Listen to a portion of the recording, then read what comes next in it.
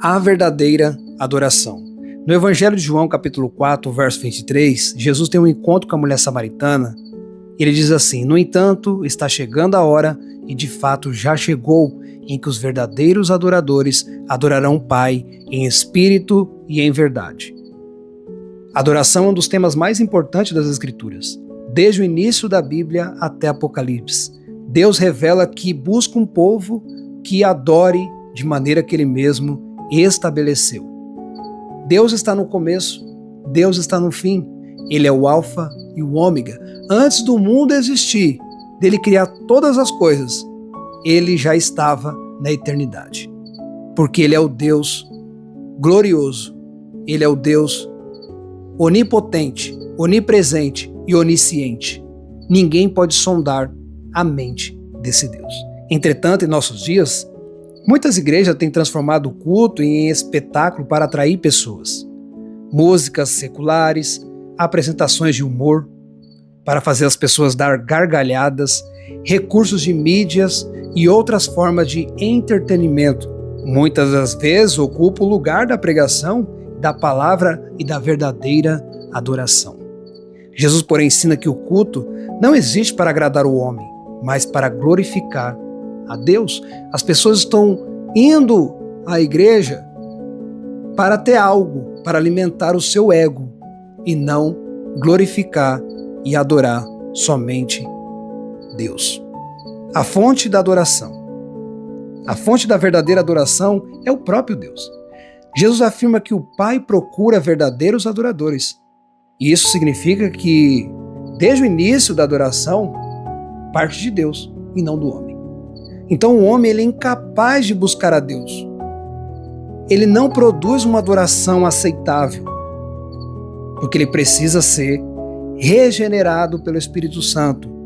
Então ele vai oferecer um culto agradável ao Senhor.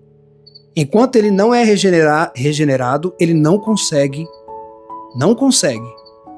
buscar a Deus. A verdadeira adoração é fruto da graça de Deus, operada no coração do pecador. Adão e Eva desobedeceram a ordem de Deus, trazendo maldição sobre toda a humanidade. Se nós olharmos para o primeiro assassinato na Bíblia, Caim matou Abel. Ele ofereceu um sacrifício e o Senhor rejeitou. E ele, dominado pelo pecado, ele assassinou o seu irmão. Aonde ele fez isso? Na hora do culto. Então a gente tem que tomar cuidado, que o culto é para Deus. Deus conhece o coração de cada um. Então Deus não recebeu o sacrifício dele e ele ficou furioso e matou o seu próprio irmão. Nós vemos Nadab e Abiú oferecer um fogo estranho diante de Deus e sofreu seu justo julgamento.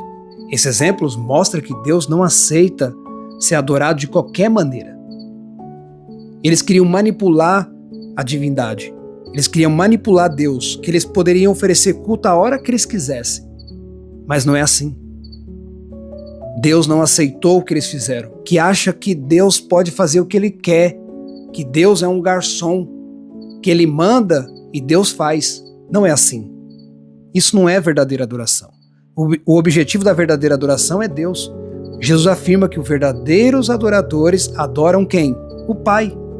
Toda adoração deve ser regida ao Pai por meio do Filho, na ação do Espírito Santo. Então, quando a gente chega na igreja, em quatro paredes, para adorar a Deus, nós estamos adorando em espírito e em verdade, por intermédio de Jesus Cristo. E na ação do Espírito Santo, Deus recebe a nossa adoração. O apóstolo Paulo mesmo fala em Romanos, capítulo 12, que nós temos que se apresentar diante de Deus como sacrifício vivo. Não é um sacrifício lá no passado. Aquilo ali já foi sombra. Jesus já definiu na cruz do Calvário como deve ser a adoração. Porque o véu se rasgou e agora nós temos acesso ao Pai através de Jesus Cristo. Então o nosso objetivo no culto é adorar somente a Deus. Não o fulano, não o grupo, mas somente o nosso Criador, o Deus de toda a glória.